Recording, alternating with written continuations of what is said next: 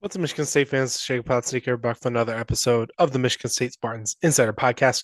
Talking some more football with you guys here today. Some more transfer stuff going on, or maybe not going on right now, but going to talk about some of the incoming transfers on the offensive side of the ball, specifically for the Spartans football team. Again, they've taken 31 transfers this offseason. You count them up, and there's 13 of them that are going to be on the offensive side of the ball, of course, since that's what we're talking about today. I just kind of want to talk about a few of those incoming players, which ones will have kind of what their roles will be. Might not touch on all of them here today, but again, I just want to talk about some of the big ones moving forward for Michigan State and what to expect as far as the role goes for these players moving forward. But starting off, we'll start with Cam Edwards because he's one of my favorites from the transfer portal this offseason. Probably the best skill guy on the offensive side of the ball that they've got because he was one of the most productive running backs in the entire FBS last season. Ran for 1,240 yards on the ground with 15 touchdowns. Very, very experienced, as the 1 year of eligibility remaining. Again, UConn, an independent, mostly plays group of 5 teams, but they did play 3 ACC teams. And UConn went 2-1 in those games. And I believe Edwards, I'm trying to remember the math I did earlier when I was writing this article for this. I believe Cam Edwards averaged 94, like more than 90 scrimmage yards per game across those 3 games against ACC teams. So he can produce, even though he has maybe a group. I don't know. We'll talk about Ben Morawski soon, but maybe not necessarily. I haven't watched much UConn football, but I don't know how good their offensive line was, but maybe not a super dominant, super high level offensive line. One of those wins against the ACC was against Duke, who won the ACC. They won the Miami was the best team in the ACC last season, but it was Duke and Virginia in the title game last year for ACC. Duke won. Still Duke football conference championship, alas, but they beat Boston College on the road and they lost in overtime at Syracuse. Syracuse was pretty bad last season, so was Boston College, but Syracuse had their starting quarterback, I believe, during that game, and I think their season kind of went off the cliff when they lost their starting quarterback. It was a game at Clemson. But Cam Edwards, he's going to be RB1 this season because again, super productive. And you kind of look at the guys perhaps behind him. You talk about Iowa transfer Jesuin Patterson, Western Kentucky transfer Marvis Parrish. I really do like Parrish for the future of the program. But you also think about Brandon Tullis is back; he's returning. You've got Jace Clorizio, you got Zion Geist. I don't know how much you're going to see those guys maybe get the ball compared to what you're going to see from Cam Edwards, who's the proven guy. He can have explosive plays. He's done this and that during his college career. It's going to be Edwards' backfield this coming season. And it should be a very, very interesting running back core. I guess since we're talking about running backs, we'll talk maybe more a bit about Patterson and Marvis Parrish since we're at it. And Patterson has mostly been a backup. Not mostly, he's just been a pretty solid backup option for Iowa during his career. I think it's about 800 something rushing yards during his career, handful of touchdowns. It's going to be a solid guy to have in your backfield. He's not your lead running back. If he was your lead running back, I'd be concerned. But RB2, RB3, maybe even RB4, pretty good. A pretty good guy to have because, again, Iowa's a winning football team. They run the ball a fair bit. Quarterback play isn't really their thing, throwing the ball. So Patterson, another guy that I like on this team. Marvis Parrish, again, was a freshman last year at Western Kentucky. He was like a low 3-star recruit, maybe even a 2-star recruit, and made a difference right away for the Hilltoppers last season. Had it was like 750 or so scrimmage yards as a true freshman. Was on the Conference USA All Freshman team. Another guy who I think will deserve a share of the carries next season. Again, coming out of Western Kentucky. You've got Brandon Tullis back. He was kind of your RB2 for a good portion of the season, though you saw Elijah Tolliver kind of rise up towards the end of the last season. Tullis finished third among running backs. I think he was behind Aiden Childs as well for rushing yards last season, but he's back. I was mildly surprised that he came back, especially since you brought in 3 transfer portal running backs But you got Brandon Tullis back. Again, really, really good option. Maybe not really, really good, but a real solid option to have in those short yardage situations because he's a bigger guy. It's 3rd and 1. Maybe you don't want to be so predictable to give it to him every time there, but he's an option in the short yardage situations when you're on the goal line or when you need 4th and inches, 3rd and inches, stuff like that. And again, Clarizio still coming back from that calf injury last season that had him as a red shirt. Still promising recruit coming out of East Lansing High School, I should add. And again, MSU had to defend off Alabama for him, so wouldn't lose hope on him just because he got injured last season. And Zion Guy is still kind of more buried on the depth chart.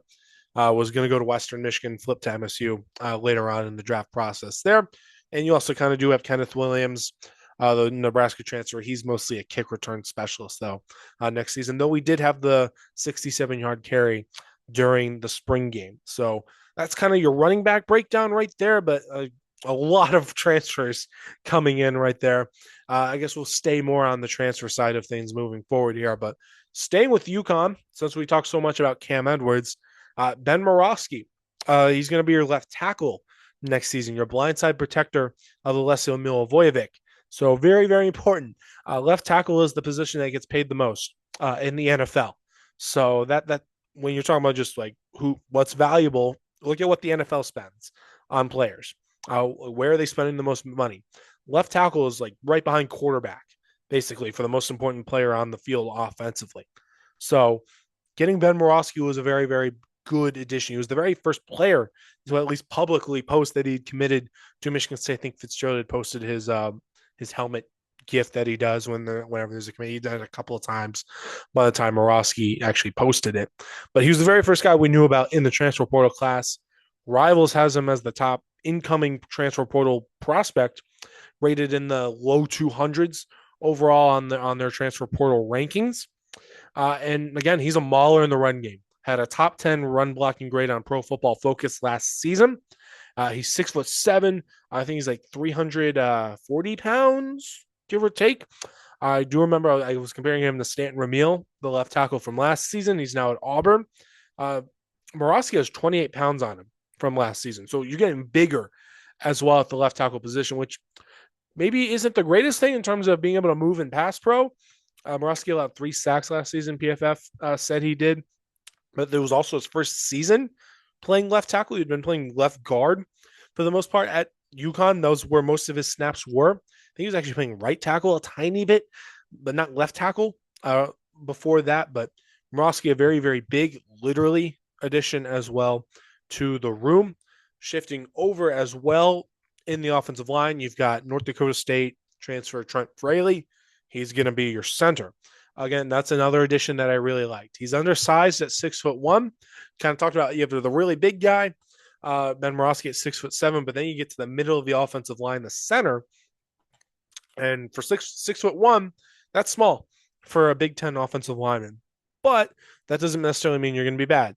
Because 2 seasons ago, there was Tanner Miller, who came over from Oregon State, followed Jonathan Smith and his staff, Jim Mahalzik as well over. Tanner Miller did just fine. He was a pretty solid center. He was just undersized.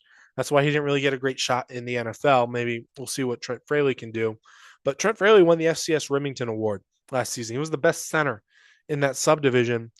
Also played for a very, very good winning culture at North Dakota State. His 2 seasons there, he started at Marshall, didn't really play much, goes to North Dakota State, and they go 26-3 during his 2 seasons there. One of those losses was at Colorado, and that was the Colorado team that had Shadur Sanders, Travis Hunter. They went 9-4. But I don't know if they finished top 25, but they probably did. That was a good Colorado team.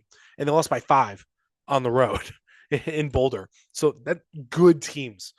North Dakota State might have beaten MSU net last season, for all I know. Like it would be a very interesting game, actually. That his first season there in 2024, they met Montana State in the title game, and Fraley's Bison beat Connor Moore, who's the right guard, right tackle. We'll see where he goes, but right tackle last season mostly beat Connor Moore in Montana State in the national title game. So Trent Fraley, another guy to keep an eye on. He's going to be your center. You've had 1-year center options come through the last 2 seasons. They've both done well. We'll see how Trent Fraley does as well here. Going to the receiver room where things get dicey.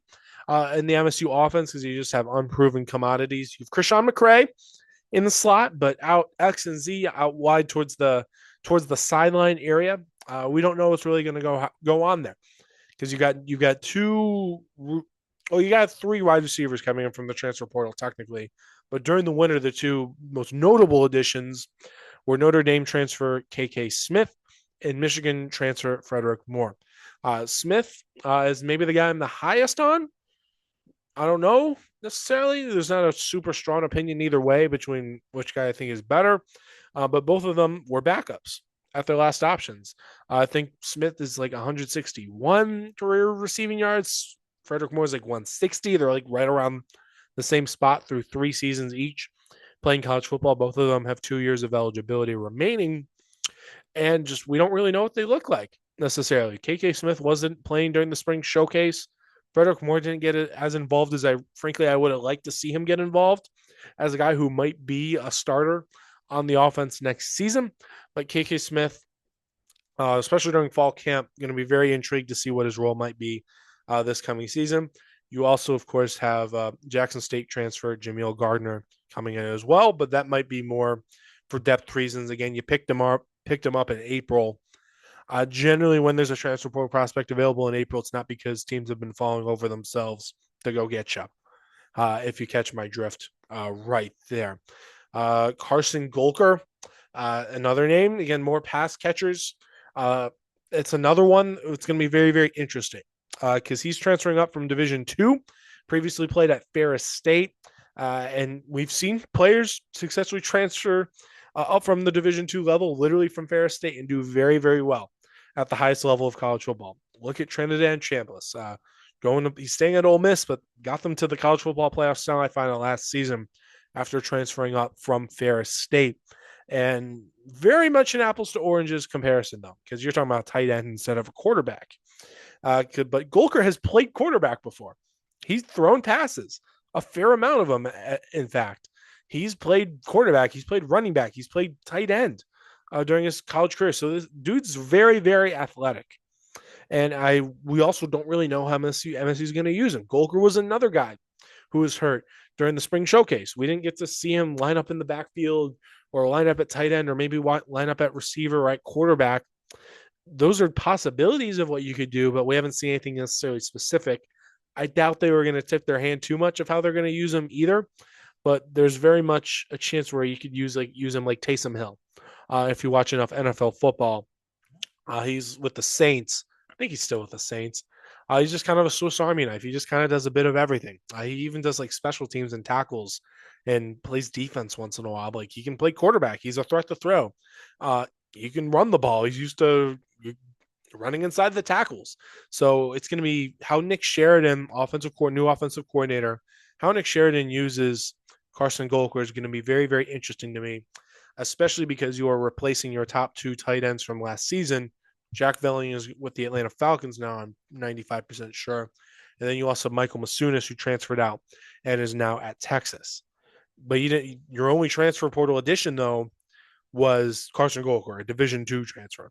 So it's just that you're not necessarily replacing the production one-to-one here, is what I mean. It's just you don't know how it's going to go.